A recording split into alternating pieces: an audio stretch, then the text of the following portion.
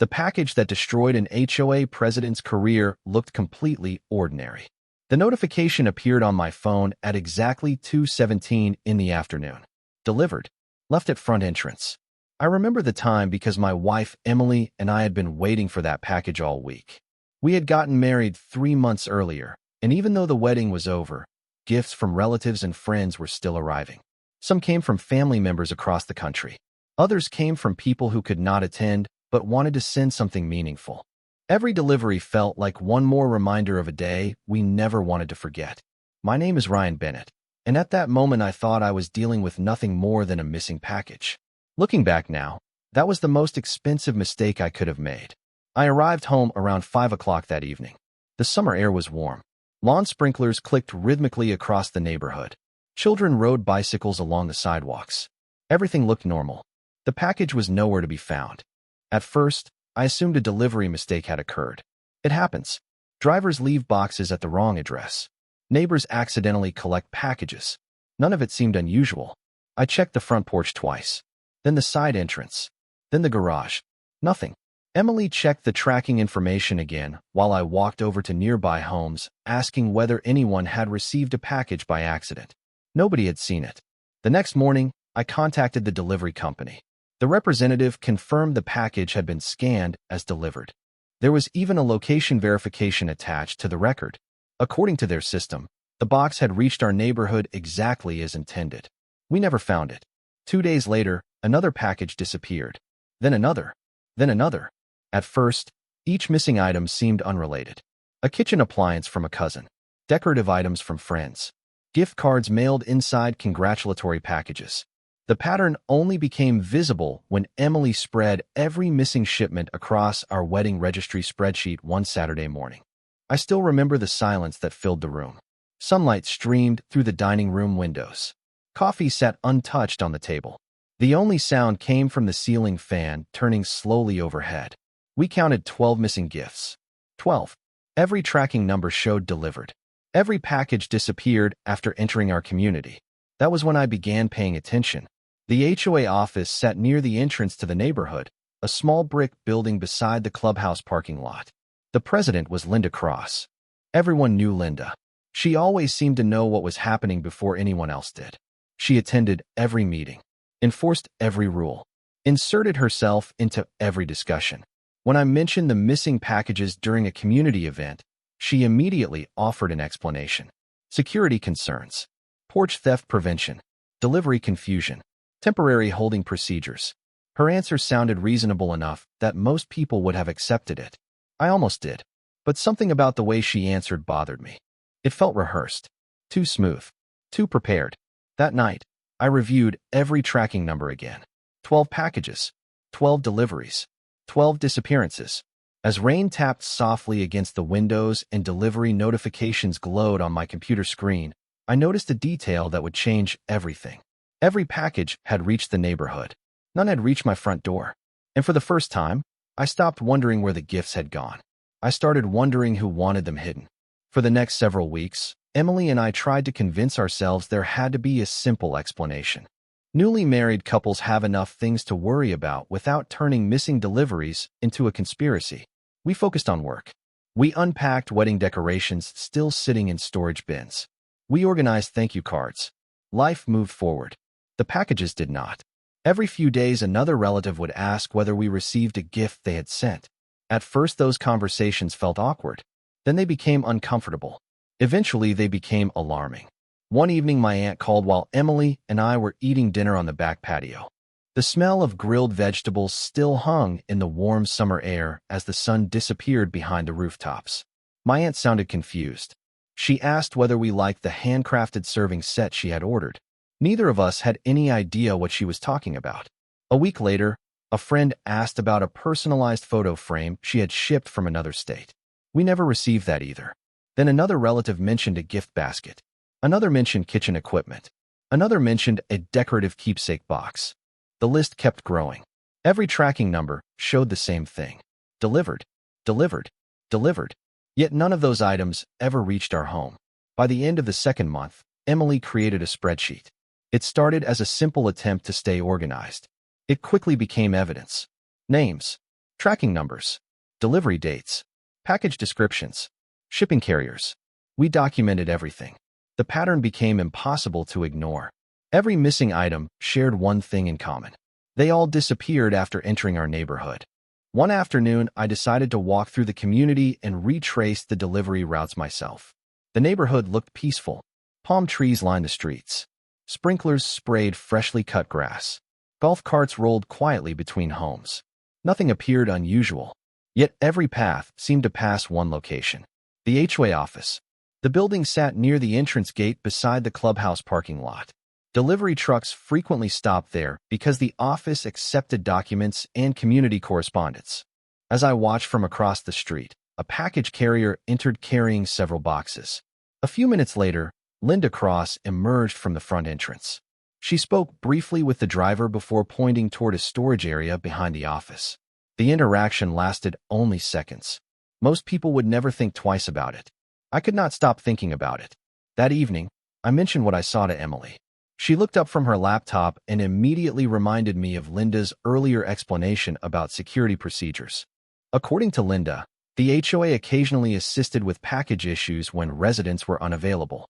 On paper, that sounded reasonable. The problem was that nobody had ever informed us our deliveries were being held anywhere. No notices, no emails, no phone calls, nothing. The following week, I visited the HOA office personally. The air conditioning hummed softly inside the lobby. Community newsletters sat neatly arranged on a reception counter. Linda greeted me with the same polished smile she always used during neighborhood meetings.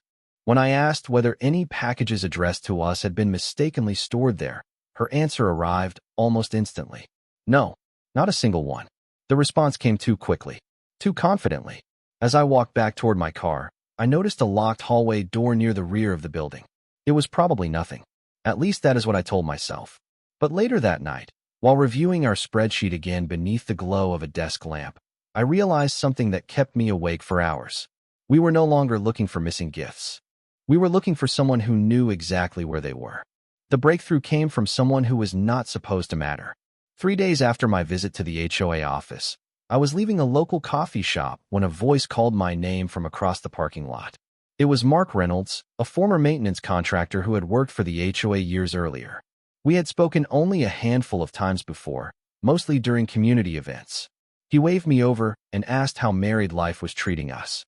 The conversation started casually enough, but then he mentioned hearing complaints about missing deliveries around the neighborhood.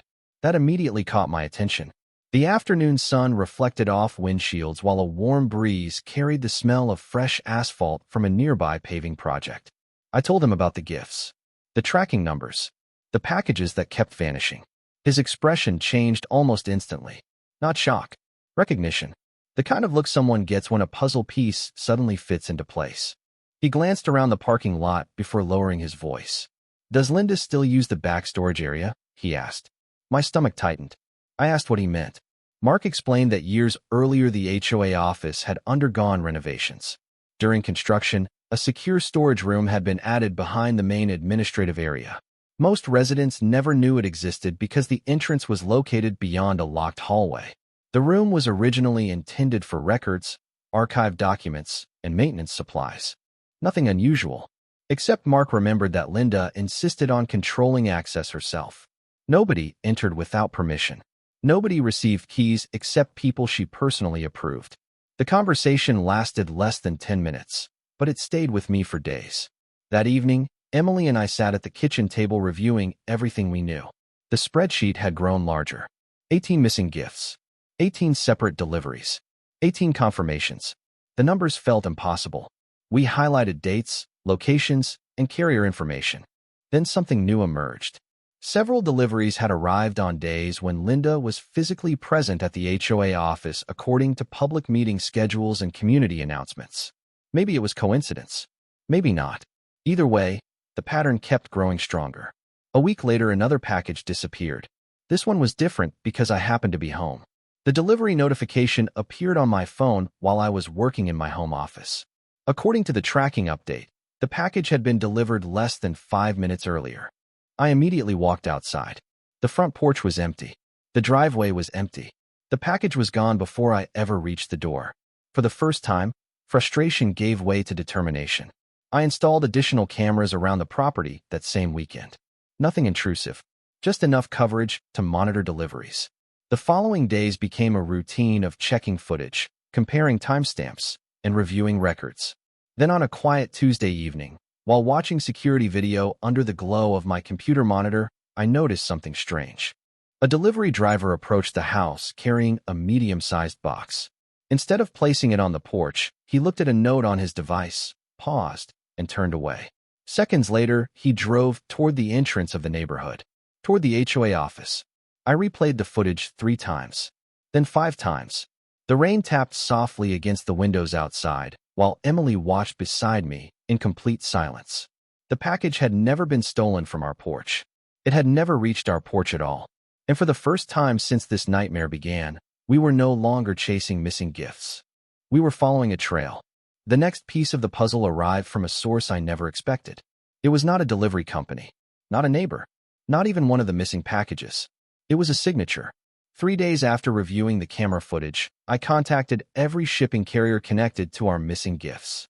Most representatives provided standard responses. Delivery confirmed. Package completed. Case closed.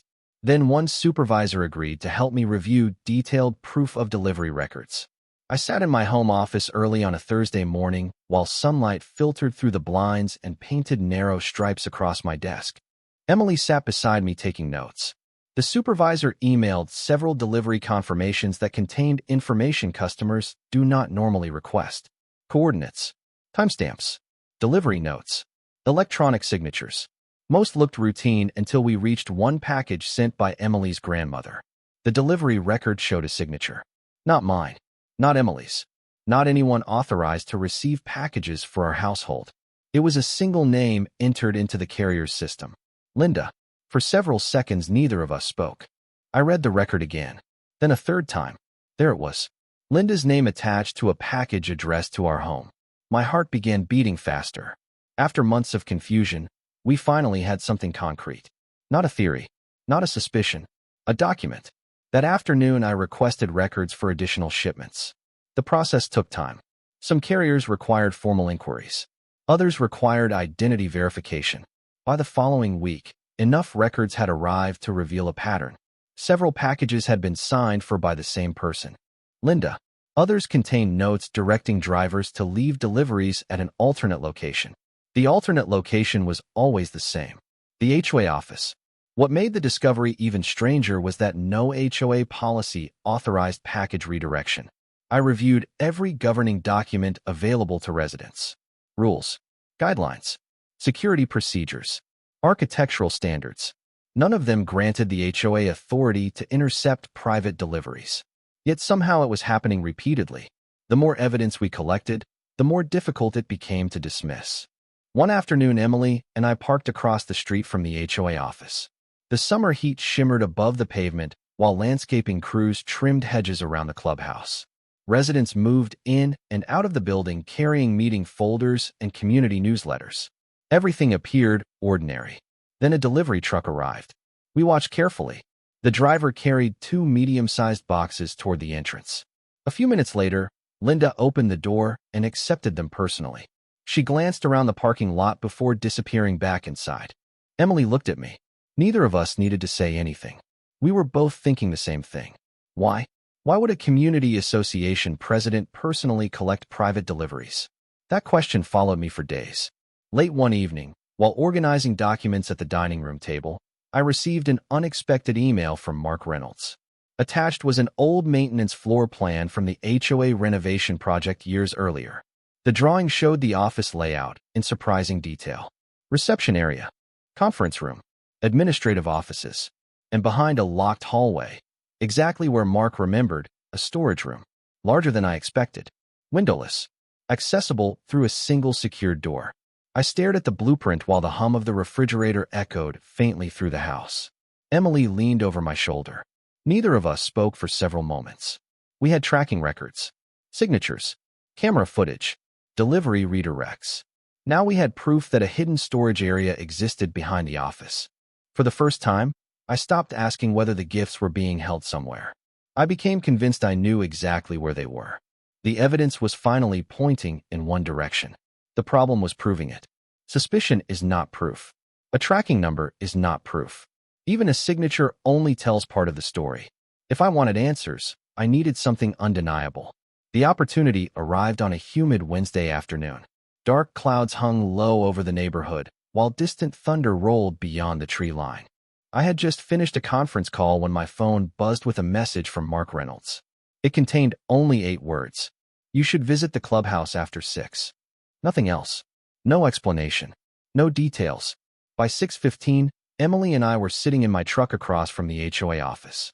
Rain had started falling lightly, tapping against the windshield in a steady rhythm. The parking lot was nearly empty. Most employees had already left for the evening. Through the front windows, only a few interior lights remained on. We watched quietly. Then a maintenance vehicle pulled behind the building. A man stepped out carrying a tool bag. I recognized him immediately. He was one of the contractors responsible for servicing the clubhouse air conditioning systems. He unlocked a side access door and disappeared inside. 10 minutes later, another message arrived from Mark. Maintenance access opens the rear hallway. My pulse quickened. Suddenly everything made sense. The storage room. The restricted hallway. The unusual deliveries. The signatures. There was a connection. We remained parked across the street for nearly 40 minutes. During that time, several people entered and exited the building. Then something happened that neither Emily nor I expected. Linda arrived. She parked near the rear entrance instead of the front. Carrying a ring of keys, she unlocked the same side door and disappeared inside. The rain continued falling as we watched the clock. 5 minutes. 10 minutes. 15 minutes. When Linda finally emerged, she was carrying a clipboard. More importantly, she locked the door behind her and checked it twice before walking away. Nobody behaves that carefully around an ordinary supply closet. The next morning, I submitted formal requests for additional delivery documentation. At the same time, Emily continued organizing every record we had collected. The spreadsheet now resembled a full investigation file. Dates, times, carriers, signatures, package descriptions, delivery locations. Every detail reinforced the same conclusion. The gifts were not disappearing randomly. They were being intercepted systematically. Then another breakthrough arrived. One shipping company provided internal delivery notes attached to a missing package sent by Emily's uncle. According to the driver, he had been instructed by an individual at the HOA office to leave future deliveries there because the residents were frequently unavailable. That statement was completely false. Nobody had ever authorized such instructions. Nobody had ever informed us. Yet there it was in writing. I printed the document immediately. The smell of fresh printer ink filled my office while pages slid into the output tray one after another.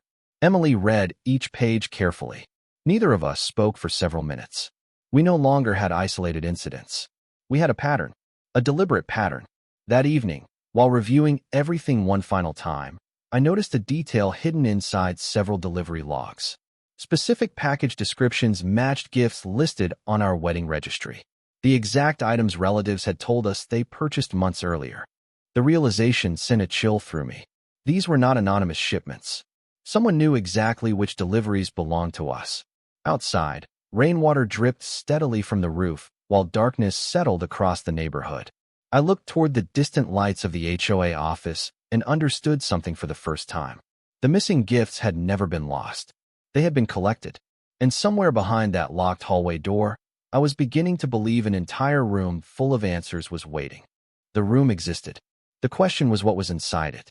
For nearly 3 months, every clue pointed toward that locked space behind the HOA office. The signatures, the redirected deliveries, the restricted hallway, the unusual access procedures. Yet suspicion alone could not open a door. Evidence could. The breakthrough arrived on a Monday morning when an unexpected email appeared in my inbox. The sender was a delivery company investigator assigned to one of our missing package claims. I almost ignored it because by then I had submitted so many reports that most responses contained nothing useful. This one was different.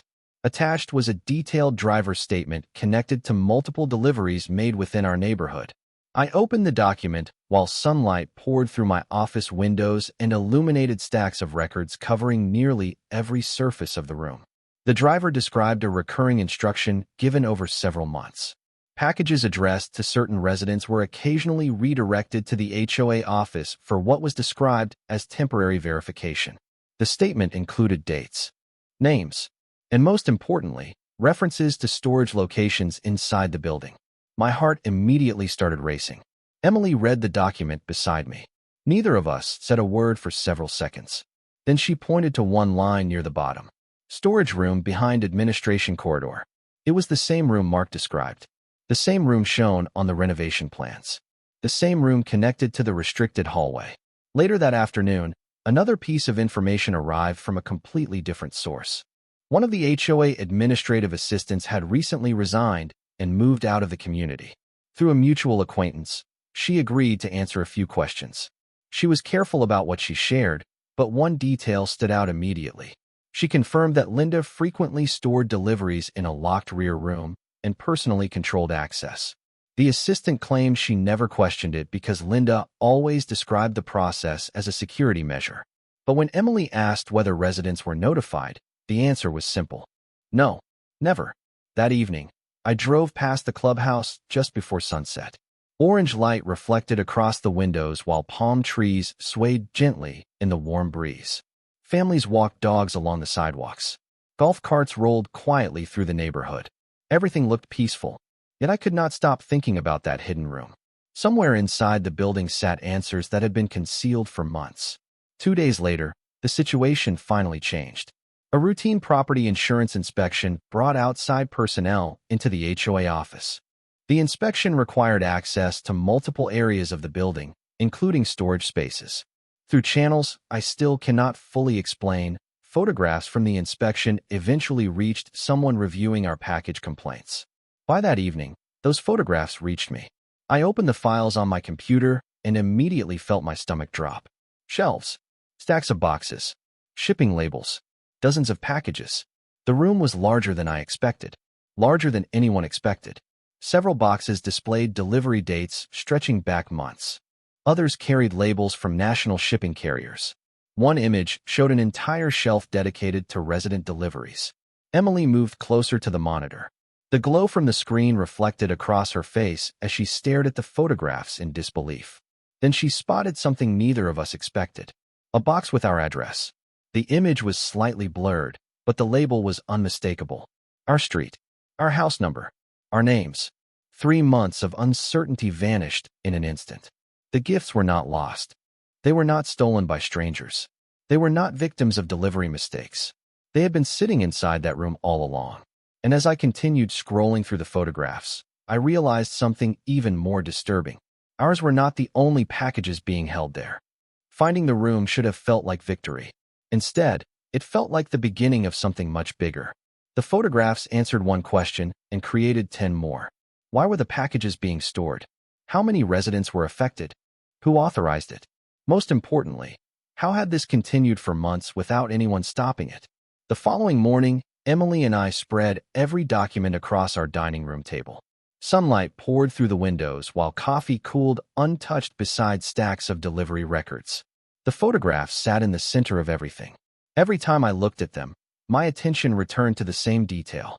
Labels, shipping labels, tracking numbers, dates, names. The room was not storing a handful of misplaced deliveries. It was storing an organized collection of intercepted packages. Some shelves appeared sorted by address. Others appeared arranged by date. The level of organization made the situation even harder to explain. By midday, I contacted an attorney specializing in property and delivery disputes. I expected a long discussion about HOA authority and civil remedies. Instead, the conversation took a very different direction. I emailed copies of the photographs, delivery confirmations, signatures, and carrier statements. Less than an hour later, the attorney called me back personally. His tone was noticeably different from our first conversation. He asked detailed questions about shipping methods, carriers, delivery routes, tracking records. Then he asked a question that changed everything. How many of these packages cross state lines? I looked at the spreadsheet. Quite a few. Wedding gifts had arrived from relatives in Texas, Florida, Ohio, Colorado, and several other states. Some shipments came through national delivery services. Others moved through systems governed by federal regulations. The attorney became very quiet. Then he explained something I had never considered. This was no longer just a dispute involving missing property. Certain deliveries potentially involved federal jurisdiction depending on how they were handled. I sat motionless for several seconds while processing what he was telling me. 3 months earlier, I thought packages were being misplaced. Now an attorney was discussing federal implications. The scale of the situation suddenly felt much larger than our neighborhood. That evening, Emily and I reviewed every shipment again. The soft hum of the air conditioner filled the room while darkness settled outside. We highlighted packages originating from other states. Then we highlighted deliveries that included signatures. Then those connected to the photographs. The overlap was staggering. Every new layer reinforced the same conclusion. The packages had not accidentally accumulated in that storage room. Someone had actively redirected them. The next day brought another surprise. A second resident contacted me after hearing rumors about the photographs. Then a third. Then a fourth. Their stories sounded disturbingly familiar. Missing deliveries. Unexplained package delays. Tracking numbers showing completed deliveries that never reached their homes. For the first time, I understood why the room looked so full. Our wedding gifts were only part of the story. The room represented months of intercepted deliveries affecting multiple households. Late that afternoon, I drove past the clubhouse again. The building looked exactly as it always had. Residents entered and exited carrying folders and coffee cups. Palm trees swayed in the warm breeze. Birds moved across a bright blue sky. Everything appeared normal. Yet behind one locked hallway sat evidence capable of changing everything. As I watched the building from across the parking lot, my phone rang. It was the attorney. His voice remained calm, professional, direct. "Ryan," he said, "I have finished reviewing the records." I waited. Then he delivered a sentence I will never forget. "You need to stop thinking of this as an HOA problem." The silence that followed felt enormous. Because at that moment, I finally understood what Linda never did. The room behind the HOA office was no longer hiding packages. It was preserving evidence. Everything accelerated after that phone call. For 3 months, the situation moved at the speed of suspicion. Questions. Missing deliveries. Incomplete answers. Then suddenly everything began moving at the speed of evidence. The attorney spent the next several days organizing the documentation we had collected. Tracking records. Delivery confirmations. Signatures. Driver statements. Photographs. Witness accounts. The stack of material filled an entire conference table when we finally met in person. Looking at it spread across the room, I realized how much had happened since that first missing package notification appeared on my phone. Each document seemed insignificant by itself. Together, they told a very different story. On Friday morning, Emily and I arrived at the attorney's office carrying additional records from our spreadsheet. Outside, the city moved through an ordinary workday. Cars filled the streets. Construction crews worked nearby. People hurried between office buildings carrying coffee cups and briefcases. Everything felt normal. Inside the conference room, nothing felt normal anymore. The attorney reviewed the final timeline one last time. Every package, every date, every delivery location, every signature. The room remained silent except for the sound of papers turning and keyboards clicking. Then he closed the file. "This is complete," he said. I asked what happened next. He looked directly at me before answering. "Now we report it." The words sounded simple. The consequences were not. Over the next 20 minutes, calls were made. Documents were transmitted. Evidence packages were prepared and submitted through the appropriate channels. There was no dramatic confrontation. No shouting. No emotional speech. Just a process. A very serious process. I remember looking at the clock on the conference room wall. 20 minutes. That was all it took. 3 months of missing gifts. 3 months of confusion. 3 months of collected evidence. Then 20 minutes. 20 minutes transformed everything. By late afternoon, the atmosphere around the community had already begun to change. Linda still attended meetings. Residents still visited the clubhouse. Landscaping crews still worked around the property. On the surface, nothing appeared different. Yet beneath that normal appearance, something had shifted permanently. Questions were being asked by people outside the HOA. Requests for information began arriving. Records that had remained hidden for months suddenly became important. The room behind the office was no longer a secret. It was a subject of interest. That evening, Emily and I sat on our back patio watching the sunset. The air smelled faintly of freshly cut grass from a nearby lawn crew. For the first time in months, neither of us talked about missing packages. We talked about our wedding, the guests, the music, the memories connected to the gifts we never received.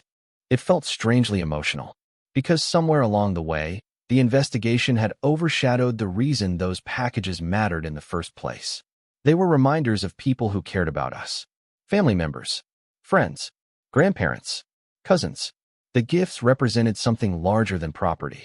They represented moments that should have reached us months earlier.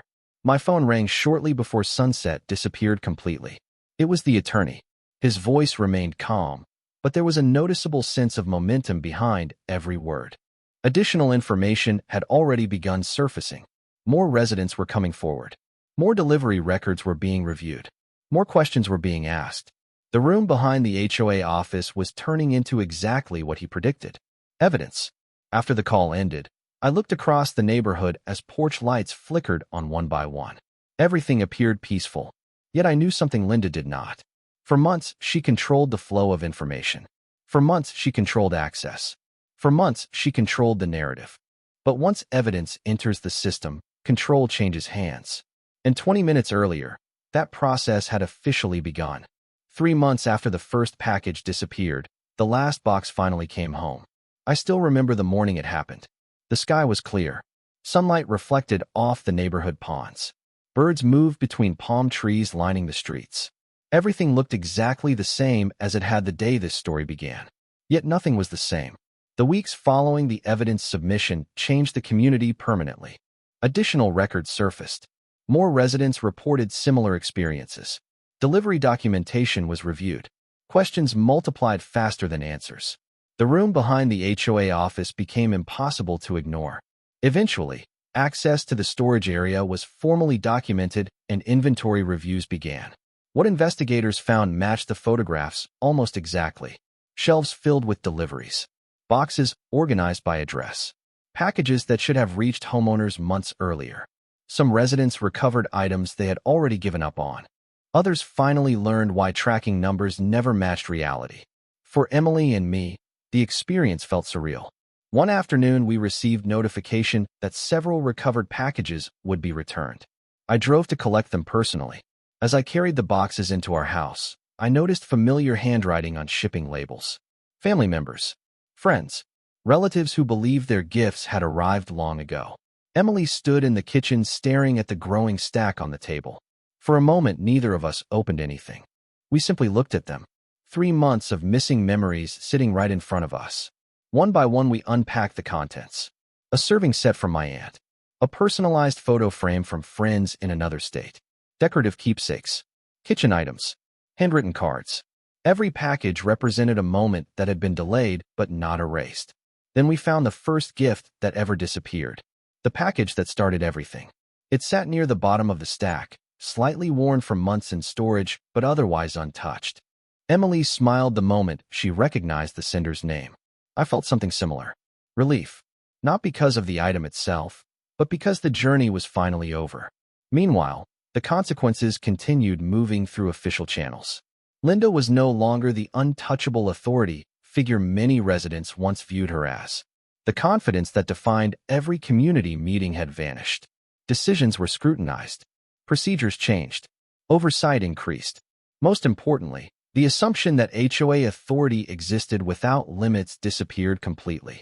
Residents began asking questions, demanding transparency, reading policies before accepting explanations. In an unexpected way, the entire community learned something valuable. Accountability matters. Documentation matters. Evidence matters. Several months later, I walked past the HOA office on a quiet evening. The building looked ordinary. The same brick exterior. The same parking lot. The same clubhouse beside it. Yet every time I passed that rear hallway, I remembered the room hidden behind the locked door. The room that transformed a simple missing package into something far larger. As the sun set beyond the neighborhood rooftops, I thought about how close I came to ignoring the first delivery notification. How easy it would have been to accept the explanations. To stop asking questions. To move on. Instead, one tracking number led to another. One signature led to another. One missing gift led to an entire room full of evidence. The most satisfying part was not recovering the packages. It was understanding the truth. Linda believed she was controlling deliveries, controlling information, controlling residents. What she never realized was that every package she redirected created a record. Every signature created a trail. Every decision created evidence. 3 months earlier, a wedding gift disappeared. 3 months later, the last box returned home. And the room that was supposed to hide the truth became the place where the truth was finally found.